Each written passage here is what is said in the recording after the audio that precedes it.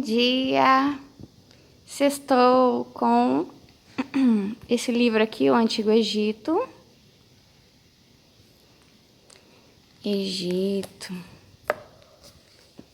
Ó, vou ler um trecho aqui. Nossa, e que tá me lembrando muito o meu livro A Lenda das Mulheres Proibidas. Para quem leu, provavelmente você não leu ainda, se você for ler, lá você vai ver que existe o reino de Piramidal. É o nome que eu dei. Eu não sei porque, eu escrevo muito por intuição, né? E aí, aquilo que eu vou ler, depois eu vou comentar um pouco. Me lembrou muito um personagem meu, que é um dos protagonistas. Ó. A aplicação da palavra império ao Egito exige explicação. O Egito aproximou-se mais do domínio organizado na Núbia, onde um vice-rei governava toda a região, tendo sob as suas ordens forças armadas e pessoal administrativo, e onde os faraós construíram fortes e templos e fundaram cidades. Em consequência disso, os núbios acabaram egipcianizados.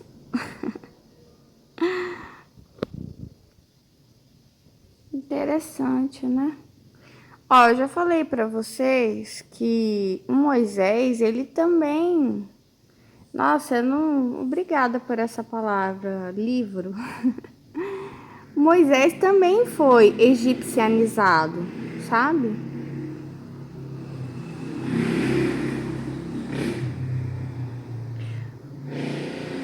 Eu não sei se quando você lê a Bíblia ou um livro que fala sobre a Bíblia, sobre as histórias, né, do povo israelita, né, mesmo o Novo Testamento, mesmo depois da vinda de Jesus, os apóstolos, discípulos, enfim, se você imagina que todo mundo ali é como você, sabe? Que tem conhecimento de história, de português, de biologia, que sabe ler e escrever, sabe? No mínimo sabe ler e escrever. Não, não é. Por mais que a gente tenha que combater o analfabetismo, né? E o semi-analfabetismo, tenha que melhorar a educação, naquela época, não. O comum era que as pessoas não tivessem acesso mesmo. O comum era que todos fossem analfabetos. É isso que eu sempre fico tentando trazer à minha mente de que não, eles não eram como eu. Longe disso. Longe disso. Se você pegar a pessoa mais simples, de próxima de você, ainda ela vai ser muito culta, né? Perto do comum das pessoas. Então, assim, Moisés, ele teve uma oportunidade. Quando ele foi adotado pela egípcia, ele teve uma oportunidade de educação, de refinamento, de ter uma vida.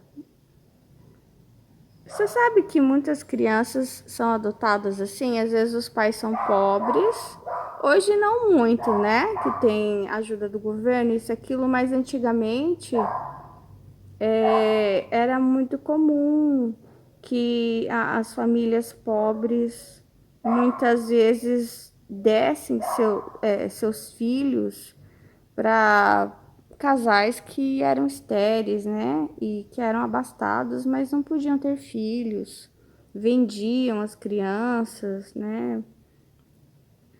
Infelizmente ainda acontece muito. Tem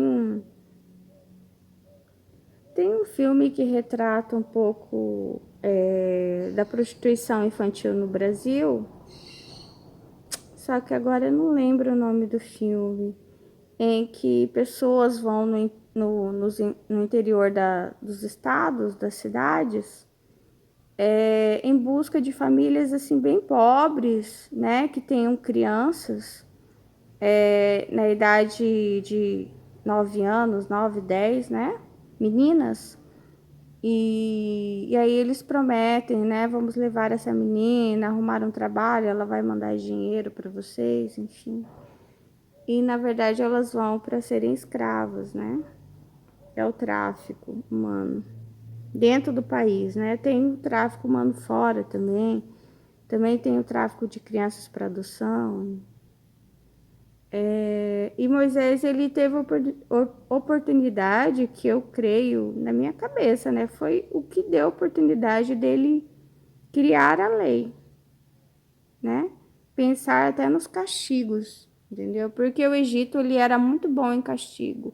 Quando eu assisti aquele filme A Múmia, eu fiquei impressionada como que é a mente do ser humano para criar castigos, né? Ele gosta.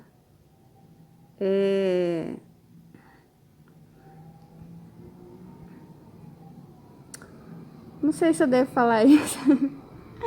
Tá, eu vou falar. Não sei se você já foi à maçonaria, eu já fui, né? Mas foi assim, não porque meu pai não foi maçom. Graças a Deus. Ele nunca quis, porque assim, ele não gostava muito dessa questão de ter coisas escondidas, entendeu? Eu também fiquei feliz dele não participar, porque eu acho que nada que é escondido é bom, né? Jesus já falava, né? Não se esconde a candeia, né? A gente não evangeliza, não faz as coisas, nada escondido. E aí eles têm umas coisas escondidas lá, né? Eles têm castigo, sabe? Tem uma sala só de castigo. Daí eu lembro que tinha uma criança lá naquele dia que a gente foi para um jantar, alguma coisa que a gente foi convidado. Por um dos maçons a gente foi convidado. Minha família, né? E aí tinha uma criança lá que falou assim: ah, eu vi uma caveira, eles têm uma caveira lá e não sei o quê. Ai, ai. Então eu acho que Moisés, ele foi alfabetizado, né? Ele era um rapaz fino, né? Então ele estava acima do povo dele nesse quesito. Deus proporcionou que ele pudesse, né, aprender e com o inimigo. Às vezes Deus proporciona que você estude com o inimigo para depois voltar e favorecer o seu povo. Entendeu? É isso. Ai, ai. Agora que a mente do ser humano, ela é muito inteligente e isso faz parte da queda, conhecimento do bem e do mal. Eu tenho falado para vocês, é manipulação. Uma hora eu sou bom, outra hora eu sou malzinho. Eu manipulo. Eu quero uma coisa, então eu faço jogos, eu uso você. A hora que eu tenho que ser bom, eu sou bom, mas para o meu proveito. A hora que eu quero ser mal, eu sou mal também para o meu proveito, entendeu? E outra coisa, já que eu sempre falo que eu amo os animais, vou colocar aqui. O ser humano ele é muito criativo para torturar os animais, né? E ele também, ele saiu da amizade, porque antes que viesse Eva, Adão vivia da amizade dos amigos dele, que eram os amigos, que eram as outras espécies, entendeu? Daí quando veio Eva, né, que completou ele, sim, completou, porque ele não se achava, então estava, né, procurando. E não é bom que esteja só. Então, se não é bom que esteja só, quer dizer que é ruim estar só, não é? É o óbvio. Ele esqueceu, né? Então, ele saiu de mãos dadas, ele deu as costas, ele aprendeu com as outras espécies, e aí, quando ele volta como inimigo. Agora eu sou inimigo. Agora eu me tornei muito criativa, eu me tornei muito bom, mas contra vocês. Ele começa toda uma guerra contra a natureza. A natureza não quer guerra com ele. É ele que é, como eu disse no outro vídeo, sanguinolento. Por que ele tá, sabe, achando que a natureza é contra ele? Eu sei que tem gente que fala assim, ah, não pode adorar a natureza. Adorar o quê? A natureza não quer ser adorada, ela quer ser respeitada. Quando a gente ama os passarinhos, ama os animais, respeita a natureza, isso é respeito. Isso não é adoração, não é um Deus. Fazer de qualquer coisa Deus, sim, é errado. Fazer de si mesmo um Deus ou do seu chefe ou da sua esposa. Só que a gente deve o quê? Respeito. Então, assim, qual que é o erro do ser humano? Toda a instrução que ele recebe, conhecimento, por isso que muitas vezes eu me enojei do conhecimento, ele usa para manipular para o bem dele e é altamente destrutivo. Enfim. E o Egito, ele era muito bom em ser cruel. Ele vai tendo mais e mais ideias de como, sabe? É como se, sabe o que eu tô vendo? Uma laranja.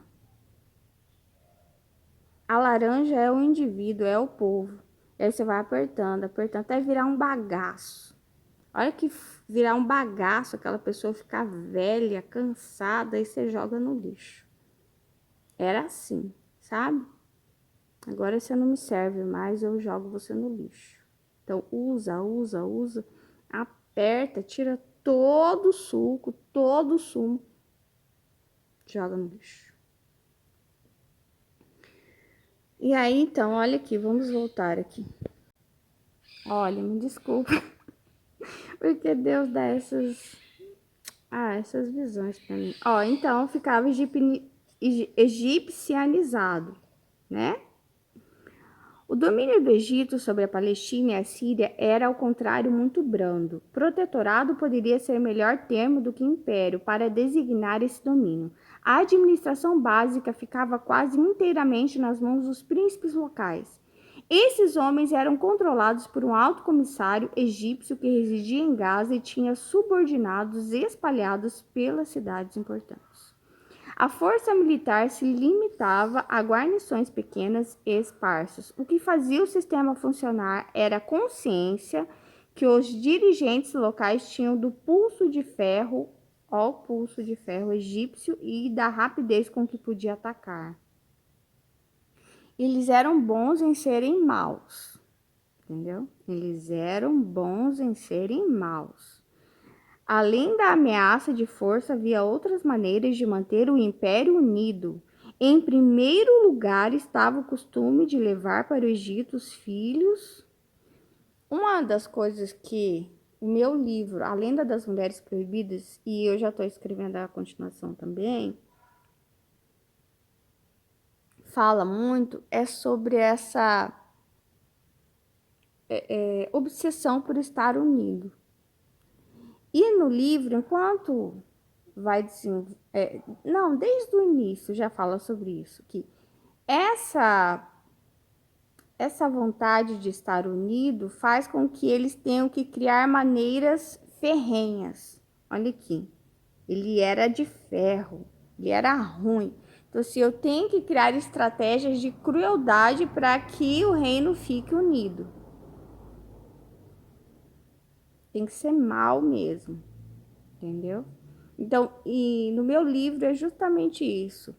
Tem várias, não sei se é, vários estados ali, né? Você sabe que estado é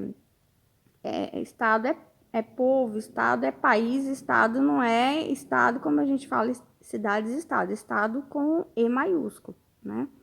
Então, você tem vários estados ali, vários territórios, né? E o rei, no meu livro, o Emanuel, ele é muito ruim, ele tem 2 filhos e ele quer preparar o filho mais velho, que é o Líano. Só que o Líano, ele tem o coração mole. E aqui, o que vai acontecer é que ele vai para Roseiral. Ele vai para Roseiral para aprender a língua, que é a cidade da mãe dele. A mãe dele, a Anne, ela casa com o Emanuel. E o Emanuel, ele chegou na cidade de Roseral, ele arrasou com a cidade. E ele gostou da Anne, casou com a Anne. E ele matou os pais da Anne. E daí o livro fala que naquela época as moças tinham que casar ali, né? Pelo menos ali naquele reino, naquele mundo imaginário ali. As moças tinham que casar com os assassinos das suas famílias, né? Então, é meio que isso. Quem são as mulheres proibidas? Para quem sempre escuta, né? Eu lembro que a primeira vez que eu falei, antes de publicar a Lenda das Mulheres Proibidas, eu falei para uma pessoa, a pessoa deu uma risadinha, tipo, achando que era, um livro erótico, sabe, sobre mulheres sensuais. Não é nada disso. E aí, nem eu mesma sabia, eu ia escrevendo, não sabia direito o que era, até que faz pouco tempo que eu entendi, sabe? Quem são essas mulheres? São elas, sabe? São vítimas de guerra, são aquelas que sobraram e que tiveram que casar com os assassinos de suas famílias, né? Que foram levadas como despojo. E a Anne é uma delas. E ela tem 2 filhos, o Liano e o Laines. O Liano é o mais velho. Ele tem que ser o rei. E tem o Laines, só que ela prepara os dois para libertarem o povo dela da opressão. Só que ela faz isso secretamente, ela vai contando as histórias, né? E colocando no coração deles o amor, né, para que eles libertem o povo dela. Ela tá ali, mas ela nunca esqueceu. E assim, ela nunca conseguiu gostar de fato de todo do marido dela, porque ela tinha mágoa, porque o marido dela era assassino. Assassino de muitos, de todas as pessoas que ela gostava ali, e assassino também dos pais dela, né? E ele era muito ruim, muito ruim. Enquanto ela colocava amor no coração dele, ele colocava ódio. Ele preparava os meninos para a guerra, ensinava, né, artes de guerra e tudo. Daí o que acontece? O Liano, ele cresce e ele começa a ir para Roseiral, aprender a língua, tudo. Só que o pai dele quer unificar o país, né, de novo. E daí ele pensa, olha, o meu filho ele tá querendo mesmo, tá indo lá no povo inimigo, ele quer arrasar com esse povo, ele, sabe, ele quer aprender tudo para destruir esse povo, mas não, ele vai aprendendo, ele vai amando aquele povo. Ele não quer destruir nada. O Líano, ele é muito amor, entendeu? E aí, enquanto o outro, o mais novo, ele é muito estrategista. E é ele que vai ser o rei, ele que vai casar com a mulher proibida. Essa mulher proibida, ela vive à parte, ela vive na beira de um lago. Tem toda uma história, né? Por que ela é proibida? Porque ela são mulheres que fugiram, né? Que casaram com os assassinos de suas famílias, tal, mas elas não aguentaram a pressão. A repulsa, o repúdio, entendeu? E elas fugiram e começaram a viver na floresta, perto do lago. Então elas começaram a ter uma vida selvagem, né? Mais selvagem, não tão selvagem, mas... E elas começaram a adquirir um poder. E aí o Line, sabendo que o mais novo, né, que ia... ele começa a gostar, só que os dois gostam da mesma mulher. É bem legal a história. O Laires, infelizmente, se casa com ela, ele conquista ela. O Liano gostava dela desde criança, o Laires não, foi conhecer ela, sabe? E o mais novo sabia que o mais velho gostava dela, mas ele, mesmo assim, ele fura o olho do outro, ele casa com ela. E ele sempre manipulador, controlador, ele tenta prender ela, ele chega a usar ela, ele usa ela, entendeu?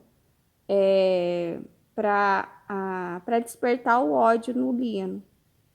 Em algum momento do livro, ele diz assim: Líano, a Missandra sumiu, né? Olha o que fizeram, roubaram ela, a rainha, não sei o quê. E mesmo ela casada com o irmão, ele continuava apaixonado por ela.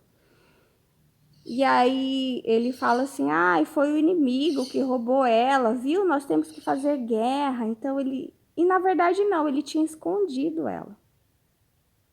Mas ele mente, né? Para que o Líano fique com ódio e entre e fala assim: não, então vamos fazer guerra mesmo, vamos matar. E no fundo era tudo mentira. Ele tinha escondido ela. Oh, que fofo. Passarinho aqui. Ó, enfim. É bonita essa história. O Linus, ele tá sempre, que é o mais novo, né, com que ela casa, tá sempre usando a Missandra. E o Liano não,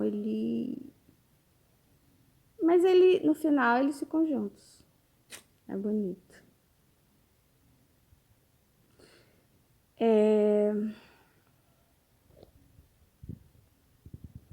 Aqui fala sobre isso, ó. Além da ameaça de força, havia outras maneiras de manter o império unido. Em primeiro lugar, estava o costume de levar para o Egito os filhos ou irmãos dos príncipes sírios ou palestinos como reféns. Esse costume dava outros resultados. Os jovens, muitas vezes criados desde pouca idade no ambiente egípcio, voltavam para sua terra com uma simpatia profunda pelo lar adotivo. Então, o fato deles estarem ali, né? Ó, você vê, eles conquistavam o lugar, eles traziam que os meninos, né? Os filhos dos reis, os príncipes, para morarem ali. Olha só, colocavam para serem criados ali, né? Porque que perigo traz uma criança, né? E aí ensinavam eles a ter amor por tudo que era egípcio, né? E aí isso fazia com que eles ficassem sem vontade de lutar, de se separar, né?